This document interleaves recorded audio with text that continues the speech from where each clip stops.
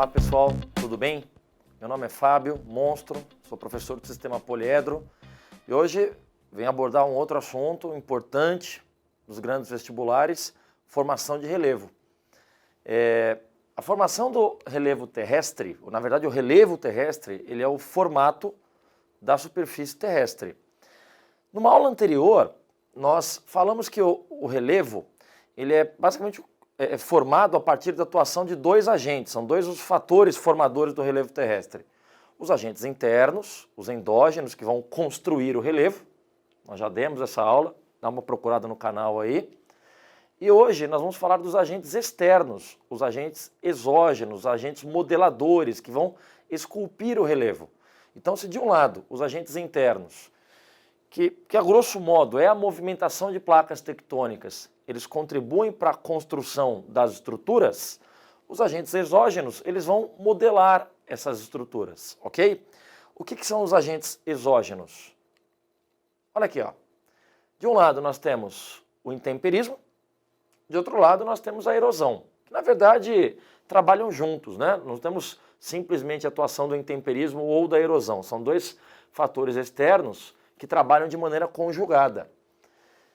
Intemperismo ou meteorização, pode ser que vocês encontrem assim, é o processo pela qual as rochas da superfície terrestre são alteradas ou desagregadas em partes menores, pela ação dos ventos, da água, do clima, ou ainda por reações químicas ou biológicas. Ou seja, o processo de intemperismo é o processo que vai modificar o relevo de três formas. São três os mecanismos, as três formas de atuação do intemperismo. O intemperismo físico, o químico e o biológico. O intemperismo físico, ele é o processo de quebra, é um processo de ruptura da estrutura. O intemperismo químico, ele vai gerar alterações na estrutura da rocha através de reações químicas. Enquanto o intemperismo biológico, na verdade, é a atuação dos seres vivos no processo de transformação, de modelagem do relevo, mas todo o intemperismo biológico, na prática, ele é uma atuação química ou física dos seres vivos. Então, todos os exemplos de intemperismo biológico não deixam de ser exemplos de intemperismo físico ou químico, ok? Então, a atuação do intemperismo biológico, na verdade, são atuações físicas ou químicas, ok? Aqui é um exemplo, olha que imagem interessante de intemperismo físico, né? Notem que as estruturas das rochas, elas se romperam, elas se quebraram. Então, o que nós chamamos de intemperismo físico é um processo de quebra da estrutura. Mas o que gera essa quebra da estrutura? O que são os agentes externos? Nós estamos falando principalmente da atuação do clima. Então, essa ruptura, ela pode ter sido ocasionada, por exemplo, por um fator de diferença de temperatura, conhecida como termoclastia, né? Muito comum em regiões mais secas, né? As altas temperaturas do dia, as baixas temperaturas da noite, essa sucessão de altas e baixas temperaturas vão gerando uma fragilização das estruturas mineralógicas que compõem as rochas. Rochas são agregados de minerais, né? Então, essas estruturas, elas são fragilizadas também por essa oscilação de temperatura, quer dizer, o calor, o frio, ele pode gerar esse tipo de quebra. Provavelmente, no caso dessa imagem, nós estamos vendo neve ali no fundo, gelo ali no fundo, ela pode ter sido ocasionada por um outro fator, um outro tipo, um outro exemplo de intemperismo físico, que é a crioclastia. Olha aqui, ó.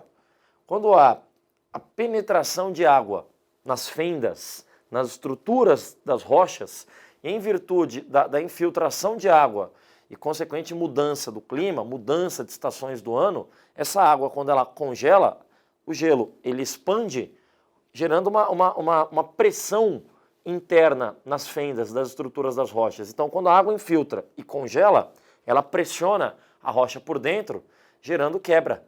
Então, essa quebra, essa fratura, essa ruptura é um exemplo de intemperismo físico, né? Olha esse outro exemplo que é interessante. Ó. Você tem uma estrutura maior que, por fatores externos, né, ela foi se rompendo em partes menores.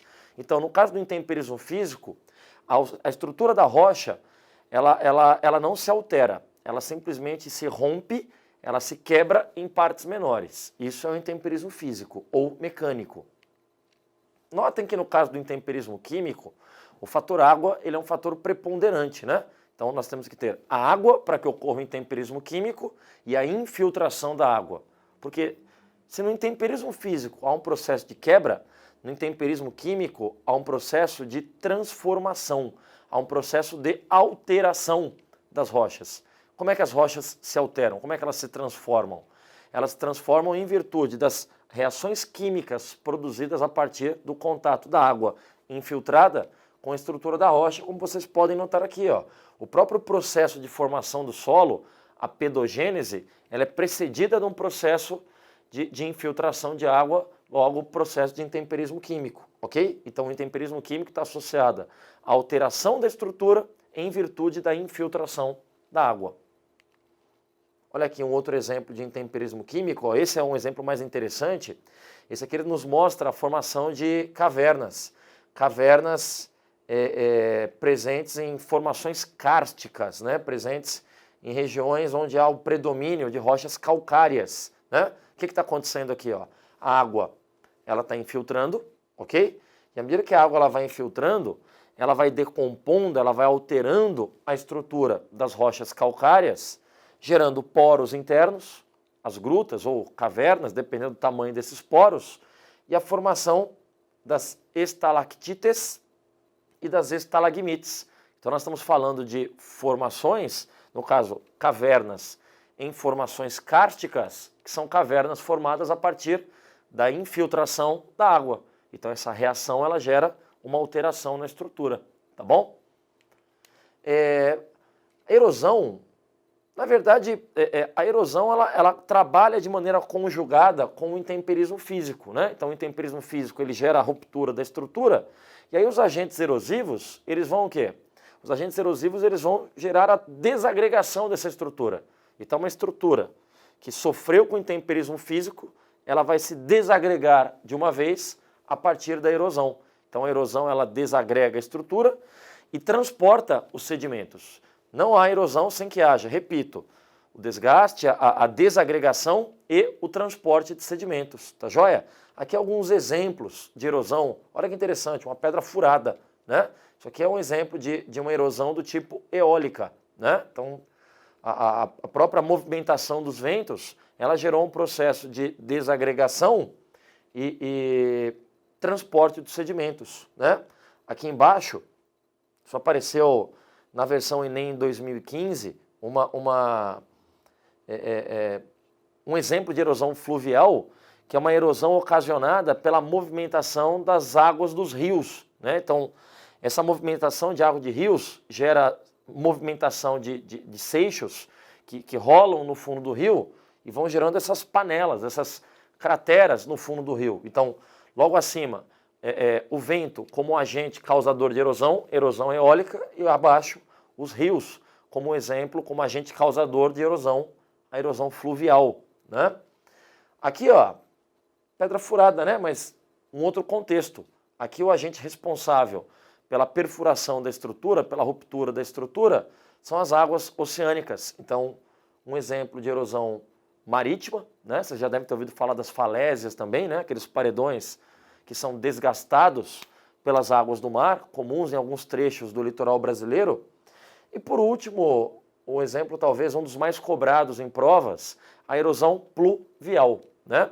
A erosão, vale lembrar, ela é um processo natural, mas nesse caso nós estamos falando de um processo natural que pode ser potencializado por ação humana, ok? Então aqui é um exemplo de erosão pluvial, onde a água ela escoa sobre a estrutura, e quanto maior o escoamento das águas da chuva, maior o processo de desgaste, maior a desagregação, maior o transporte de sedimentos, né? Então aqui nós estamos mostrando um exemplo de erosão pluvial acentuada por fatores humanos, mas os fatores humanos responsáveis por acelerar a erosão, isso é assunto para uma próxima aula, nós voltamos a conversar com certeza, ok?